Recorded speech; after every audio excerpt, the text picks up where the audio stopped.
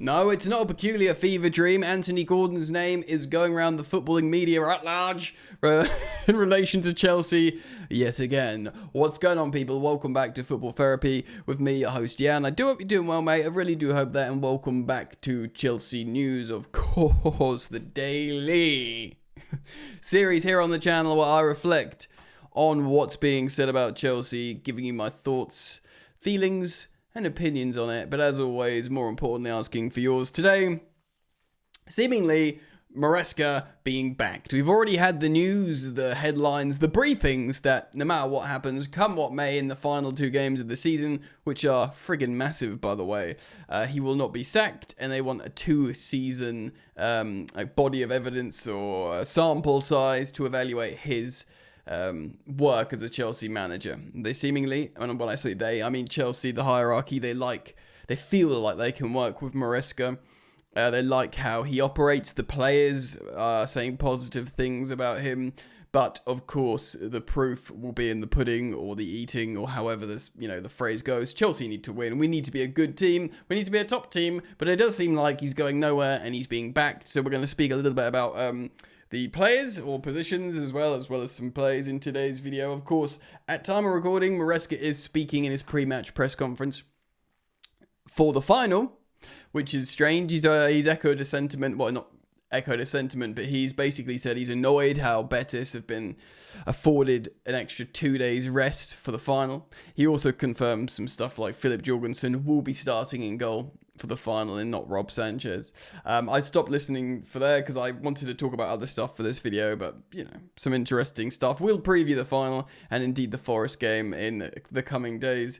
So we're going to speak about these players here and the gaffer a little bit.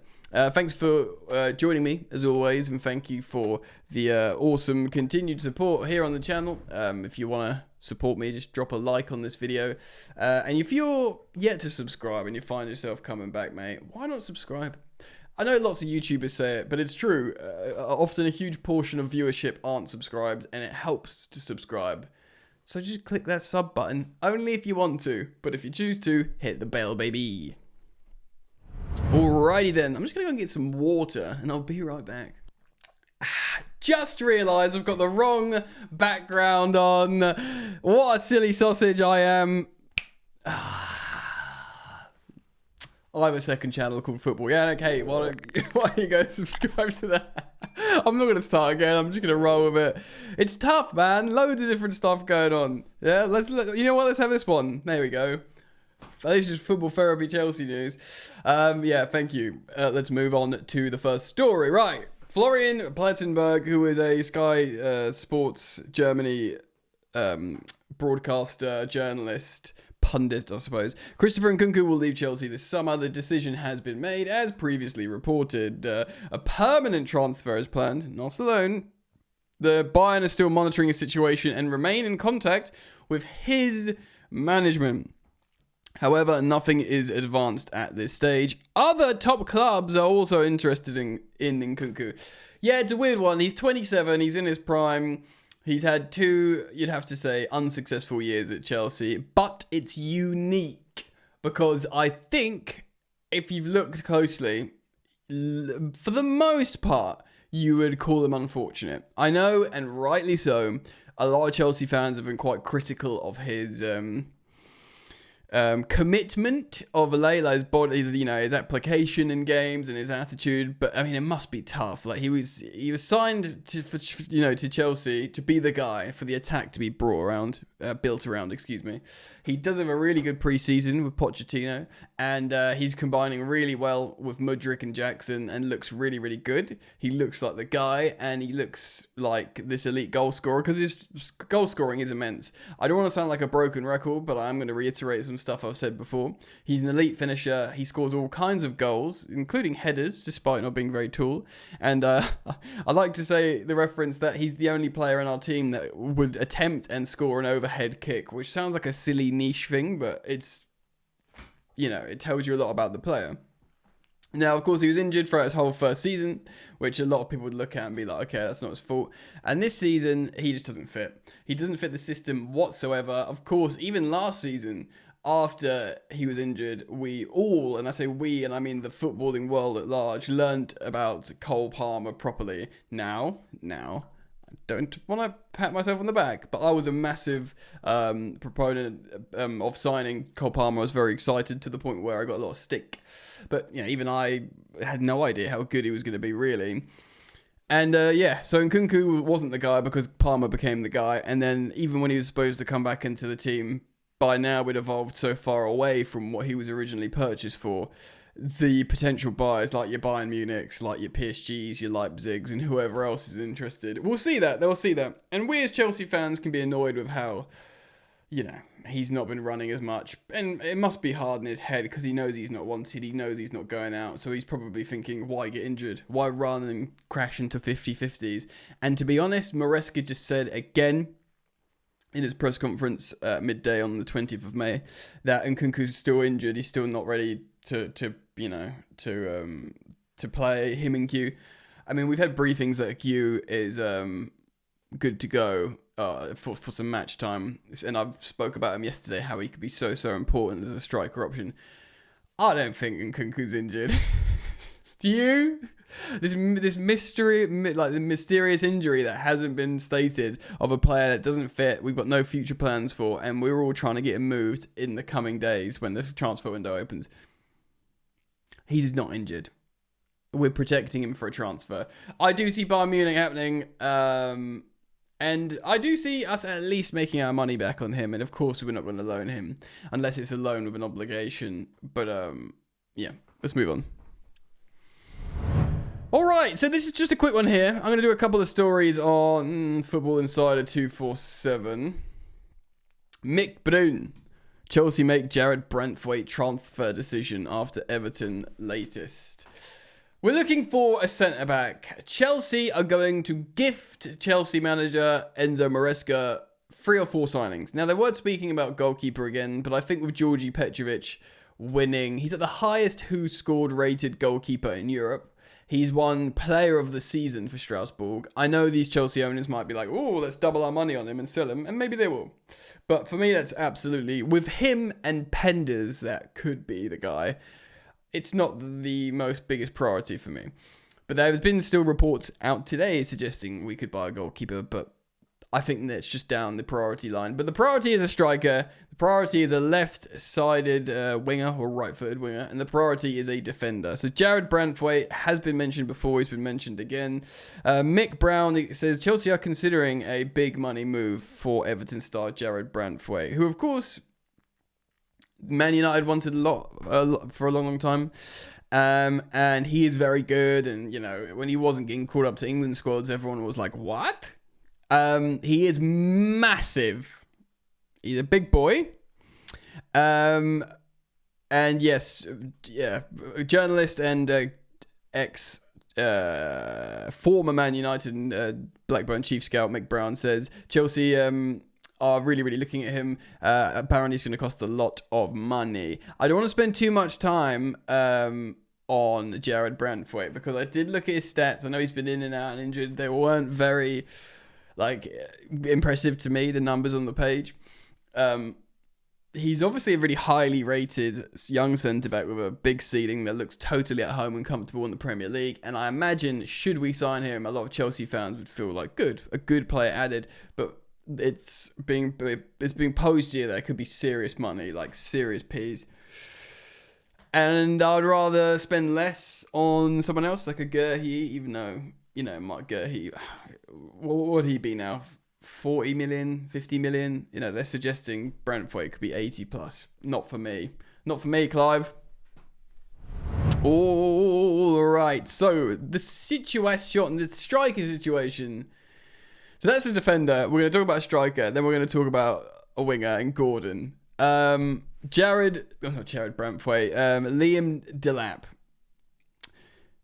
Now, Man United, Everton and Chelsea expected winner in the Liam Delap race. Of course, he's been heavily linked to Man United and Chelsea previously. Of course, he fits the bill on kind of players we like to sign. Young, high ceiling. He's played for Enzo Maresca. He's played with like Lavia. I think Lavia's old enough to have played with him. And certainly he's played with Cole Palmer a lot at City and England youth group. And he's been speaking on Sky Sports recently about how Cole Palmer's an amazing footballer. But Peter O'Rourke, transfer correspondent for Football Insider 247, is saying Manchester United are in pole position to sign him. Now, I have heard before that he wants to go back up to Manchester, a club which is closer to from where he's originally from. Of course, he came through the Man City Academy, and he wants to return to that, and he sees Amorim and Man United as a big club still. They are a big club. They're Manchester United. I know they're in their banter era, but he sees an opportunity there, and he probably thinks, oh, and this is me speculating here, but he probably thinks, Bruno Fernandes and Matheus Cunha behind me, feeding me, and I'll score goals. He's probably looking at all the chances, Rasmus Højlund's falling over or missing, and thinking, yeah, I could sort that out. I won't feel the pressure of Man United. I believe in myself. And I think it'd be great if Man United have Cunha and Fernandes behind Delap next season. I think you'd have to take them relatively seriously. I do still think there's something to a good thing to Amorim. I don't think he's this, I do think he's a good coach still. Anyway, Chelsea. We're talking about Chelsea. I've been very consistent and firm. I'd be quite happy with Liam Delap in terms of I'd start him over Jackson. And I think, although Jackson's very technically gifted and he's shown in moments he's really, really good, and he makes the attack better and all these things, of course, he's got a lot of downsides. Certainly at the moment, Nico Jackson, I've been, very transparent and I've talked about it at length. And I don't want us to sell Jackson, and I'm happy he's in a long-term contract. I think he could be very, very useful. But Delap, at the moment, the way Delap operates, he just does no silly nonsense, and I just think he makes Chelsea better, and he'll score more goals than Jackson, and he will be stronger, and I don't think he's going to be doing silly cards and stuff like that, and I think he'll be a great pressure release valve. Now, of course, again, to reiterate what I've said in previous videos, if we could sign an Osimhen or Gyökeres, even though I have got a funny feeling that I know he scored 1,000 goals, Gyökeres, I just don't know, I'd just rather an Osimhen. I don't know. I'd rather an Osimhen. Obviously, any of these guys coming in are going to start for Chelsea. Even a Šeško, even a Hugo Ekitike, etc. But it would be interested. So it is many articles saying Delap sort of floating and moving towards Man United, and fair enough. It would be very interesting because Cunha apparently will go regardless to whether they win the Europa or not, but maybe Delap is a bit more thinking, I'd like to play Champions League, let's see if he can, win again, but it might not be Delap. Some of you guys will be happy about that, some of you will be frustrated. Right, I've got to talk about Anthony Gordon. Look, he's been linked with a move away from Newcastle. Newcastle have won a trophy this season. They're, for my money, going to qualify for the Champions League, but there's still talk about them maybe selling a player to make some money. They want to, completely put a not for sale sign around Isak, which is fine. And there's talk about Anthony Gordon. Now, we've looked at Anthony Gordon before for 60 million under Tuchel, and many Chelsea fans were like, what? No, apparently we're looking at him as a wing-back, left wing-back, which he might have been really good at under Tuchel, but yeah, that wasn't... I remember Chelsea fans. I remember covering it closely, and a lot of Chelsea fans were not happy about spending 60 million quid on Gordon. His profile, and this is when he was at Everton. His profile's got higher and higher and higher. Plays for England, plays for Newcastle. They are better than Everton, and unsurprisingly, the price is higher. It's 80 million. I don't know how much Newcastle bought him for in the end. Certainly not as much as 60 million. Maybe 40. I'm guessing there, but he. Yeah, I must say, I've watched Gordon quite a bit recently because, he played against us. I've been watching Newcastle hoping they drop points because it's relevant to Chelsea in their top 5 race. And he is flopping all over the gaff. He right now is the diviest player in the league. He always goes down. He always tries to, and to the point where the ref doesn't give it because he's like, you're just trying to buy this. And I hate that. The truth is, he is a really useful player. He's very fast. He's direct. He can score goals and he can win fouls, which are all useful assets to the club. Now, would he want to go from a trophy-winning Champions League qualifying good mood in St James's Park, Newcastle to Chelsea? I'm not even sure if he'd want to. But he is being linked. And I wanted to speak about it. I saw it in headlines a couple of times, and I thought, well, this is Chelsea news. We do cover this stuff. So let's have a look here on the X value. Anthony Gordon, there he is. There he is. He's got 5 goals from 6.64 XG, non-penalty XG. So he's underperforming. So he sounds Chelsea already. 1-to-1 Explorer is a Maresca style player. He is a left-sided player, which we are looking at because of Neto, Noni, and Palmer all operating right positions, and probably Sancho returning to United, and Mudryk probably being suspended from football. We're looking at a left-sided right footer, which he is. He's 24 years old, so he's under 25, which suits Chelsea's model. And this is a pretty balanced performance spider chart. Very good at dribbling, good at assisting. He's got a good shot. He's good at passing. Not great at recoveries, though he presses like a maniac, which Maresca would like. And, you know, unsurprisingly, not good at aerials, but none of our wingers are good at aerials. And they're all relatively diminutive, apart from maybe Noni. But I don't see Noni winning many headers, to be honest. Let's have a look at his polar charts. Good at crosses, though. We don't make any crosses under Maresca, so that sounds like a bit of a waste. Shooting, relatively strong. Top 16% for wingers, which is like meh. Good expected assists, top 9%. Progression, again, strong. Expected threat is good, generally. More so from dribbling. Yeah, he's low down on the expected... What was he good at? Expected threats from carries. Yeah, he's still lower than loads of other Premier League players. I don't know, man. He's good, Anthony Gordon. He is good. And he's a very useful Premier League player. And yeah, I've seen lots of Chelsea fans arguing on X, funnily enough. Who knew, eh? And some people saying he's the best left winger in the league lately. I'm not entirely sure I agree. I think I've been calling for him often to start for England as a left winger over the likes of like Grealish or Foden over there. I think Gordon's a lot more useful on the flank for England. I'm speaking as an England fan who has one of our players is Anthony Gordon. I don't know if he's like the best winger in the league, though. He's very direct. And to me, like, it suits counter-attacking football. Eddie Howe does a lot of that as well. Maresca doesn't want to do that. I've got no issue with having fast players that can run in behind, but for that money, I know it's just not like there's a world in reality, and this might be the case where he's the most effective and most sensible signing to just get consistency out of how Chelsea want to play. And although there is something about wanting the exotic player as a big six club, and often that comes from abroad, or it's like, you know, get Harry Kane out of Tottenham. Do you know what I mean? And it's very rarely is it, oh, get Anthony Gordon. Do you know what I mean? Especially for 80 million. So these, you know, 80 million pound stories of Brentford and Gordon aren't the ones that tickle my fancy, I must say. Where I'd rather, and Nico Williams, it will be crazy money and wages. Apparently his transfer fee has dropped because, or it won't be as much because Barcelona have pulled out of the race to sign him. And he wanted to go to Barca to, you know, his Spain teammate Yamal. He's really close if he wanted to go there. I guess because Rafinha's done so amazing that they're like, yeah, we don't need Nico Williams. So there is Nico Williams might be gettable for Chelsea because we've done a lot of work for him, or on him to try and get him. But I just think he just wouldn't be convinced by the wages.